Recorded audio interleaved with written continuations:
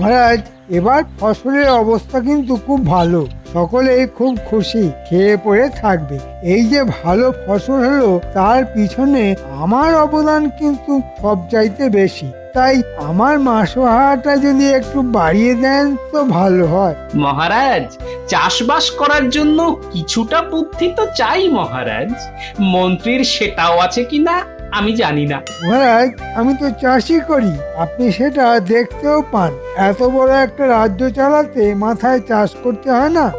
মহারাজ, মন্ত্রীর মাথায় ওই গোলাপ চাষ খুব ভালো হবে মহারাজ। দেখলেন দেখলেন মহারাজ, গোপালের সঙ্গে আমার যতই শত্রুতা থাকুক, সেই গোপাল পর্যন্ত বলল আমার মাথায় গোলাপ চাষ ভালো হবে। মন্ত্রী মশাই বোধহয় জানেন না যে গোলাপ চাষে গোবর সার কাজ দেয় সবচাইতে বেশি। কার মাথায় গোবর বেশি তা নিশ্চয়ই মহারাজ জানেন। আচ্ছা গোপাল, তোমায় আমি দেখে নেব। প্রকাশ্য রাজসভায় তুমি আমায় অপমান করলে, সেই শোধ আমি নেব। তাহলে মন্ত্রী, আগে চাষবাসটা শিখে নাও, তারপর তো মন্ত্রিত্ব।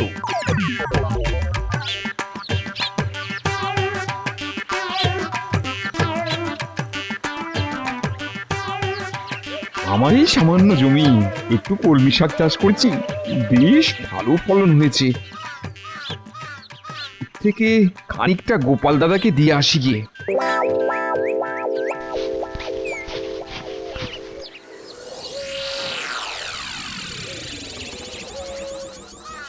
বহুদিন দাবা খেলিনি, কিন্তু কার সঙ্গে খেলবো? ধুস, কবে যে গুলটে পুঁটিরা বড় হবে দাবা খেলতে পারবে কে জানে বাবা। গোপাল দাদাকে নিজের ক্ষেতে শাক খাওয়াতে পারবো ভেবে খুব ভালো লাগছে। আরে মন্ত্রী মশাই মনে হচ্ছে এদিকেই আসছে। কি খবর পুঁটির বাবা, এত শাক নিয়ে কোথায় যাচ্ছ? নিজের একটা ছোট্ট জমি আছে, সেখানে কলমি শাকের চাষ করেছিলাম, সেই শাক থেকেই কিছুটা গোপাল দাদাকে দিতে যাচ্ছি। বাহ বাহ বাহ বাহ, বেশ ভালো চাষ করো তো তুমি। কি ভালো কলমি শাক! তা তুমি কি আমার জমিতে চাষ করবে? আমার 3 বিঘে জমি আছে। একটা জমিতে আখ চাষ হবে, আর একটা জমিতে ধান। দেখো পুঁটির বাবা, অর্ধেক ভাগেও যদি তোমার না পোষায় তবে আমি অন্য লোক খুঁজবো। না না, আপনার মতন উদার জমির মালিক আমি কখনো দেখিনি। আমি আপনার শর্তে রাজি। তা কবে থেকে চাষ শুরু হবে? আমার মনে হয় কাল থেকে শুরু করলেই ভালো হয়। ঠিক আছে ঠিক আছে, কাল সকাল থেকেই আমি চাষ শুরু করব।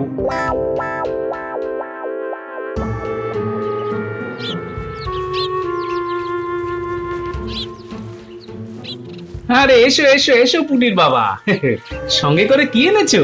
আগে আমার এক টুকরো জলা জমি আছে, তুমি তো জানো, সেখানকার কলমি শাক আজ তুলেছি, আর তার থেকে খানিকটা তোমাকে দিয়ে গেলাম গোপাল দাদা। তা বেশ করেছো বেশ করেছো, বেশ জমিয়ে আজ খাবো বুঝলে। তা হবে নাকি এক হাত দাবা? হ্যাঁ হ্যাঁ, হবে হবে, তবে তার আগে একটা কথা বলে নি। রাস্তায় মন্ত্রী মশাইয়ের সঙ্গে দেখা হয়েছিল, তিনি বললেন তার জমিতে চাষ করতে। আমার হাতে এখন কোনো কাজ নেই, তাই রাজি হয়ে গেলাম। ঠিক করেছি তো? হাতে যখন কোনো কাজ নেই তখন যা করবে সেটাই ঠিক। তবে হ্যাঁ, তবে মন্ত্রীকে তো আমি চিনি, একটু সাবধানে দরদাম করে নিও কেমন?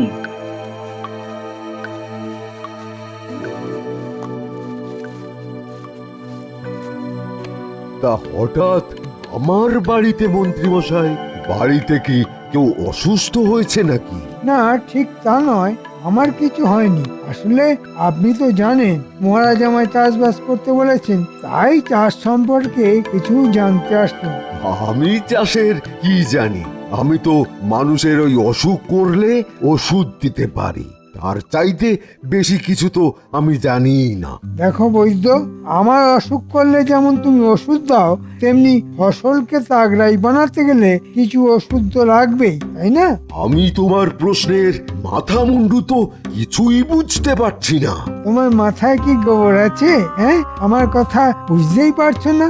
কার মাথায় গোবর আছে আর কার মাথায় ঘিলু আছে সেটা তো আমরা জানি।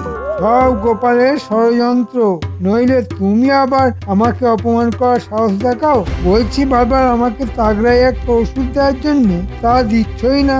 আর কিছু না হোক আঙুরের রস তো দিতে পারো।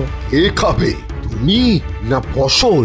আমি কিন্তু নিজের হাতে দিতে পারবো না।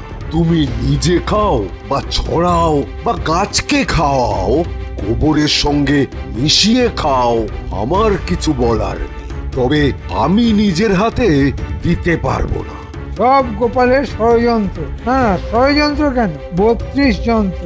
এই আমি ওষুধ নিয়ে গেলাম। যখন এই আগগুলো পালোয়ান হবে, তখন কিন্তু চাইতে শোনা আবার।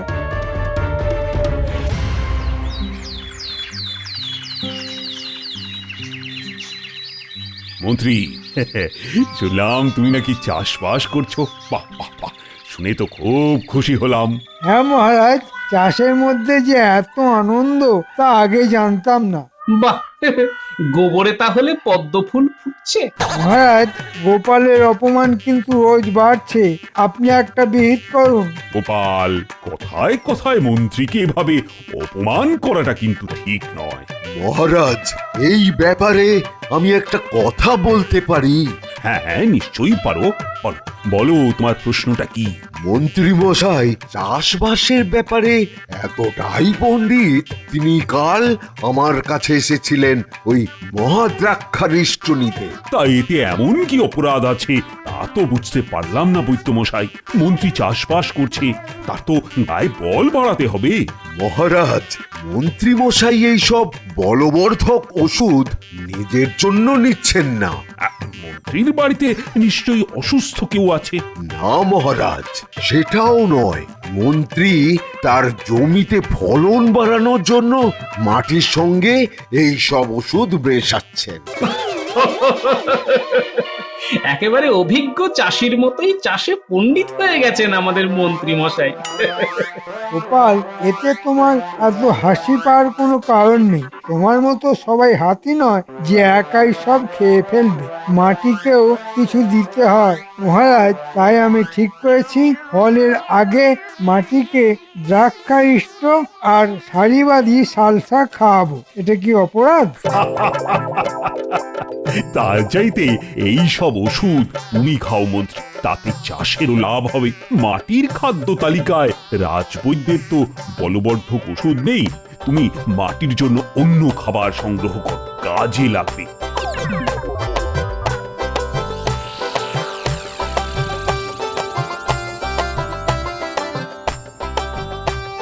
কোন পাল্লায় পড়লাম গোপাল দাদা, আমি তো পাগল হয়ে যাব। কাজটা হাতে নেওয়ার আগে তো আমার সঙ্গে পরামর্শ করনি। এখন কি আর করা যাবে বলো? তা বলে মাটিতে বলবর্ধক ওষুধ দেবো? যা মানুষের খাওয়া উচিত তা খাবে মাটি? এটা মেনে নেওয়া যায়? নিতে হবে, তবে সাবধানে থাকবে। মন্ত্রী মশাই লোকটা কিন্তু খুব সুবিধের নয়, বুঝলে? এখন অপেক্ষা করতে হবে কবে ধানের শীষ আসে, আখ কাটার সময় না আসে।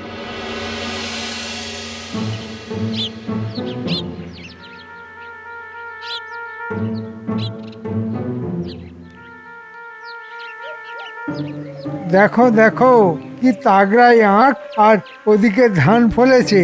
আর তোমাদের গোপাল আমাকে চাষি বলে মানতেই চায় না। তুমি বলো পুঁটির বাবা, কত পরিশ্রম করেছি এই চাষ করার জন্যে, নইলে এই ফলন হতো? না না, তা হতো না। ভাগ্যিস আপনি এই সময়টা ঘুমিয়ে কাটিয়ে দিলেন, নইলে কি যে হতো কে জানে। আপনি মাঝে মধ্যে এখানে না আসলে ফলন আরো ভালো হতো। এবার তো ভাগাভাগিটা সেরে নিতে হবে, তাই না? হ্যাঁ, সেটার খুব দরকার। দেখো, তোমার সঙ্গে আমার যে সম্পর্ক, তাতে আমি খুশি হয়ে তোমাকে আখের ডগার দিকগুলি দিলাম। দেখো আমি কত দয়ালু, ডগার ভাগ তোমাকেই ছেড়ে দিলাম। কেমন, খুশি তো? আগে মন্ত্রীমশাই, আপনি সত্যিই খুব দয়ালু। নিজে খারাপ দিকটা নিয়ে আমায় ভালো দিকটা দিলেন।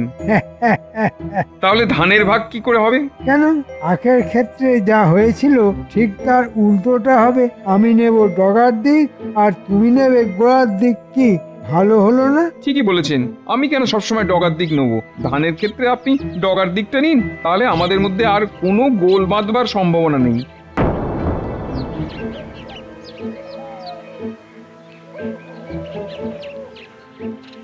দাবার ছক সাজিয়ে বসে আছি, পুটির বাবার দেখা নেই। আচ্ছা, কতক্ষণ এভাবে থাকা যায়? না, পুটির বাবাকে ভালো খেলা শিখিয়েছি, কিন্তু বিষয় বুদ্ধি শেখাতে পারিনি। ওদিকে ওর মনই নেই, তো শিখবে কি?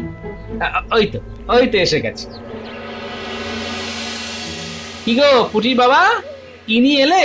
আগে গোপাল দাদা, মন্ত্রী লোকটার মনটা কিন্তু ভালো। সেই যে আখ চাষ করেছিলাম না, সেই আখের অর্ধেকটা নিয়ে আসলাম। কি ভালো লোক, আমায় আখের ডগাটা দিয়ে নিজে গোড়ার দিকটা নিল। আজকের দিনে এমন লোক পাওয়া খুব ভাগ্যের ব্যাপার, তাই না? না না, এরকম লোক চিরকালই ছিল। যেমন তুমি আমার সঙ্গে দাবা খেলেও তোমার বুদ্ধি শুদ্ধি একটুও পারলো না। কেন, আমি ভুলটা কি করলাম?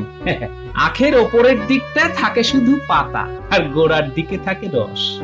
তোমার হাতে শুকনো ডান্ডা আর কিছু পাতা দিয়ে ওই মন্ত্রী বেটা আসল রসের দিকটাই নিয়ে নিয়েছে গো। যাও, তোমার হাতের আখ নিয়ে জঙ্গলে ফেলে এসো। আর কিচ্ছু করার নেই গো পুটির বাবা। আমাকে এতদিন খাটিয়ে কয়েকটা পাতা আর শুকনো ডান্ডা দিয়ে মন্ত্রী মশাই এত বড় চালাকি করলো। গোপাল দাদা, এর একটা প্রতিকার করতে হবে। ধানের ব্যাপারে এই রকম কিছু করতে পারবে না। আমি ওখানে গোড়ার দিকটা নিয়েছি, এবার মন্ত্রী মশাই নাকাল হবে। এটা আর গোপাল দাদাকে বললাম না। বেশ তো বোকা বানালেন আখের বেলা। নিজে রসালো গোড়াটা নিয়ে আমাকে দিলেন ডগার শুকনো দিকটা। ধানের বেলা কিন্তু সেটি হবে না। আমি নেবো গোড়ার দিক আর আপনি নেবেন আগার দিক, ঠিক আছে? দেখো পুটির বাবা, আসলে তোমার ভাগ্যটাই খারাপ। দু ধরনের আখ হয়। এক ধরনের আখে ডগাটা রসে ভরা থাকে, আর এক ধরনের আখে গোড়ায় রস থাকে। তা আমি কি করে জানবো যে তোমার লাগানো আখের গোড়ায় রস আছে, আগায় শুধু পাতা? এবারে ধানের ভাগ হোক, তারপর বুঝবো কত ধানে কত চাল।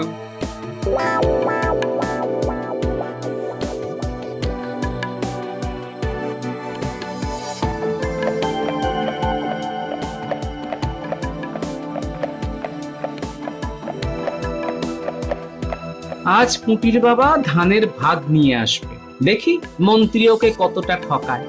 তারপর তো আমি আছি। এমন একটা বুদ্ধি ঠিক বেরিয়ে যাবে যখন মন্ত্রী আর পালিয়ে বাঁচবেন। এই, বলতে না বলতে পুটির বাবা হাজির। তাও পুটির বাবা, ধান ভাগ হলো? আগে মন্ত্রী মশাইকে দিয়েছি মুখের মতন জবাব। একেবারে গোড়ার দিকে ধান সব নিয়ে এসেছি গোপাল দাদা। মন্ত্রী কেঁদে কুল পাবে না। ঠিক যা ভেবেছিলাম তাই হয়েছে। পুটির বাবা, তুমি পেয়েছো খড়ের দিকটা, আর মন্ত্রী পেয়েছে ধানের শীষের দিকটা। যে শীষ থেকে ধান হয়। আর তুমি পেয়েছো সেদিকটা যা গরু ছাড়া আর কেউ খায় না। এইভাবে মন্ত্রী আমাকে ঠকিয়ে দিল। এত দিনের পরিশ্রম আমার জলে গেল। কত কষ্ট করে এই ফসল আমি ফলিয়েছি। জলে কিছুই যায়নি পুটির বাবা, আমার উপর আস্থা রাখো। একদিন না একদিন এমন একটা বুদ্ধি বার করব যে মন্ত্রী একেবারে কেঁদে কুল পাবে না। হ্যাঁ,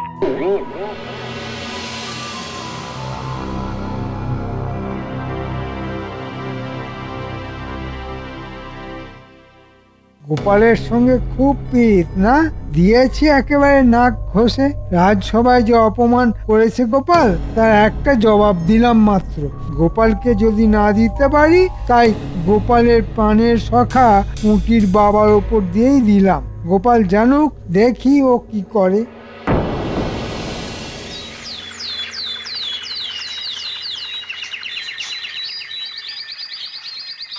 গিন্নি, গিন্নি, ও গিন্নি, আরে দেখো তোমার জন্য কি এনেছি।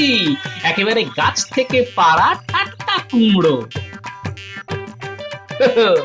আজ জমিয়ে কুমড়োর ঘন্ট খাবো।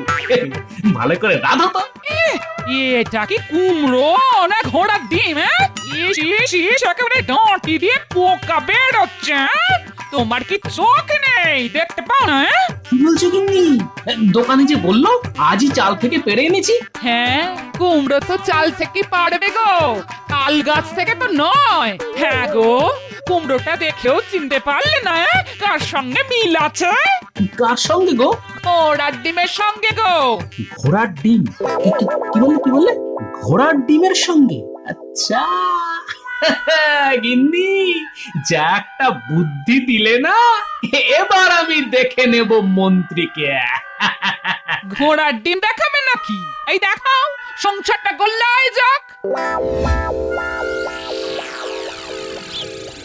ছি ছি ছি গোপাল, আমার মন্ত্রীর এরকম আচরণ আমি আমি কখনোই সহ্য করব না। এইভাবে পুটির বাবাকে ঠকিয়ে দিল মন্ত্রী। আমার রাজ্যে সবাই সমান। সে মন্ত্রী বলে আমি তাকে অপরাধের পরও রেহাই দেব, তা তো হতে পারে না গোপাল। মহারাজ, কেউ ঠেকে শেখে, কেউ দেখে মন্ত্রীকে শায়েস্তা করার জন্য ওকে এমন শাস্তি দিতে হবে যাতে সে কোনোদিনও ভুলতে না পারে। আমি তো মন্ত্রীকে সেরকম শাস্তি দিতে চাইছি। মহারাজ, মন্ত্রীকে শুধু শাস্তি দিলে হবে না, তাকে বুদ্ধির লড়াইতে পরাস্ত করতে হবে। হ্যাঁ, আপনাকে আমার দুটি অনুরোধ আছে। এক, আমাকে একটা ঘোড়া ধার দিতে হবে, আর দ্বিতীয়টা হলো কাল যদি দয়া করে রাজসভায় ঘোষণা করে দেন যে সভার সদস্যরা যদি তাদের ঘরের সবচাইতে দামি দুটো সম্পদ আপনাকে দেখাতে পারে, তবে সেই একই জিনিস তাকে দ্বিগুণ ফেরত দেওয়া হবে। আর এমন কি কাজ? তুমি ঘোড়াশালা থেকে একটা ঘোড়া আজই নিয়ে যাও, আর কাল না হয় আমি তোমার মতো ঘোষণাটা করে দেব, খুশি? কিন্তু তাতে কি মন্ত্রী শাস্তি পাবে? মহারাজ, আপনি আমার উপর আস্থা রাখুন, দেখুন শাস্তি কি করে দেওয়া যায়।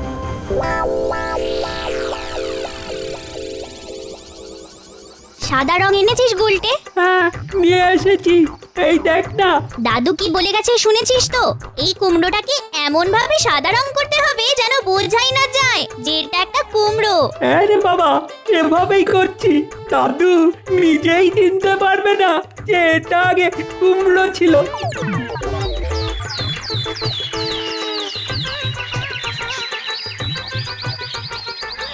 মন্ত্রী মশাই, ও মন্ত্রী মশাই, আরে বাইরে আসুন, দেখুন কেমন ঘোড়াটা কিনলাম। মন্ত্রী মশাই, ঘোড়ায় চড়ে এসেছে? মানে গোপাল ঘোড়া কিনেছে? অবাক কাণ্ড! এত মোহর ও পেলো কোথা থেকে?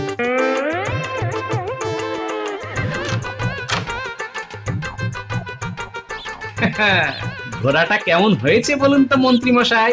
ভালোই, কিন্তু অনেক খরচা পড়ে গেল তো। হ্যাঁ, তা একটু তো পড়বেই। আমি দামি ঘোড়াটা একটু বেশি দাম দিয়ে কিনলাম, বুঝলেন। চড়বো যখন তখন ভালো ঘোড়াতেই চড়বো। হ্যাঁ হ্যাঁ, তা ভালোই গোপাল।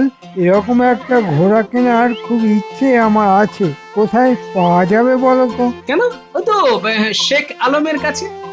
তার ঘোড়াশালাটা একদম নগরের পূব দিকে, বুঝলেন।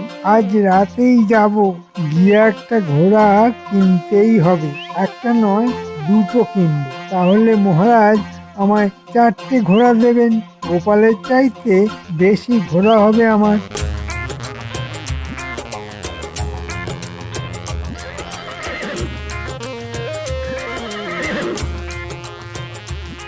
আরে ভাই গোপাল, তুমি আমার দোকানে ঘোড়া কিনবে? ভাই, তোমার ঘোড়াই মহারাজের সবচাইতে পছন্দের। আজ আমার একটা উপকার করতে হবে ভাই। আমাদের মন্ত্রী আজ তোমার কাছে আসবে ঘোড়া কিনতে, কিন্তু মন্ত্রীর তেমন মোহর নেই।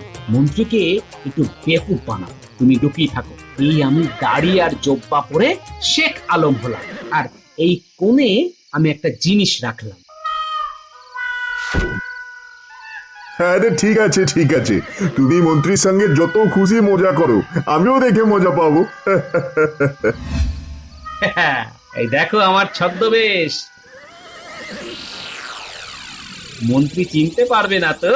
আরে মন্ত্রী তো কোন ছাড়, তোমার বিবিও তোমাকে চিনতে পারবে না।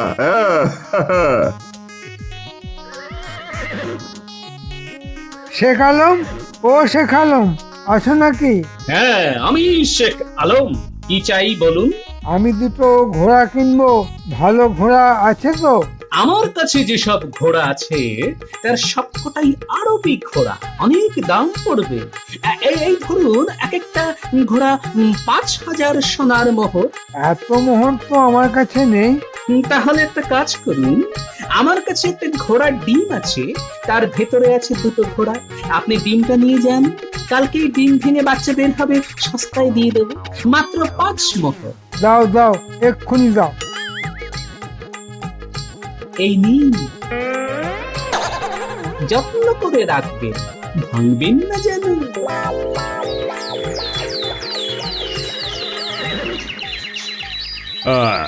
আমার ঘোষণা মতো আজ সবাইকে তার সেরা সম্পদ আনতে বলা হয়েছিল। তা সবাই কি এনেছে?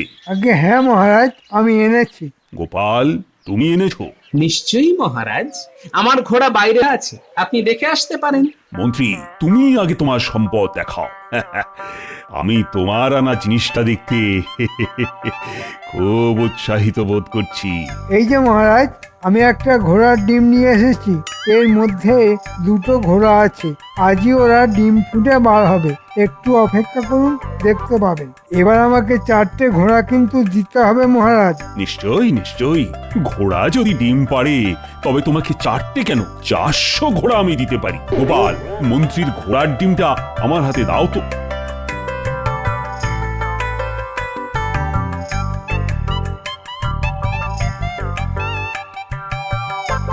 এই নিন মহারাজ, মন্ত্রীর বহু মূল্যবান ঘোড়ার ডিম। গোপাল, এবার পুঁটির বাবাকে ডাকো, আমার দরকার আছে। শোনো পুঁটির বাবা, মন্ত্রীর মাথায় এই ঘোড়ার ডিমটা ভাঙো।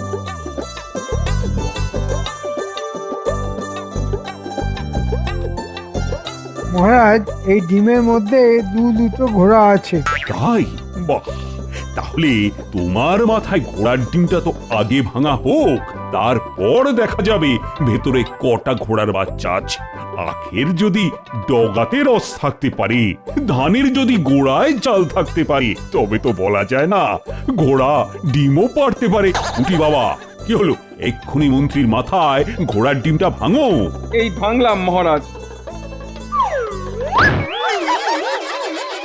এই, আমার মাথায় কি কিলবিল করছে? পোকা? মহারাজ, আমার শরীর পোকায় ভরে গেছে, কিন্তু আমার ঘোড়া দুটো কোথায় গেল? তোমার খেতে আখ চিবোচ্ছে। উটির বাবা, ধানের খেতে মন্ত্রীকে বাইরে নিয়ে গিয়ে খড়গুলো খাওয়াও, আর না খেতে চাইলে আখের ডান্ডা দিয়ে মাথায় বাড়ি মেরে মেরে খাওয়াবে। আর মন্ত্রী, তুমি যেভাবে পুঁটির বাবাকে ঠকিয়েছো তার ক্ষতিপূরণ কিন্তু তোমায় দিতে হবে, যা তোমার মাসোহারা 3 গুণ। মহারাজ, এত মোহর আমি পাবো কোথায়? এখন থেকে 3 মাস তুমি বিনা মোহরে মন্ত্রীগিরি করবে এখানে, আর এটাই তোমার শাস্তি। ফুটির বাবা, তুমি মন্ত্রী মশাইকে আদর করে খাওয়াও, যত্নের যেন কোনো ত্রুটি না হয়। মন্ত্রী মশাই নিন, ভালো করে খড় চিবিয়ে খান। আমি বরঞ্চ আপনাকে একটা ছড়া শোনাই। মন্ত্রী মশাই মস্ত পাজির ডিম, লোক ঠকালেই খেতে হবে যমজ ঘোড়ার ডিম।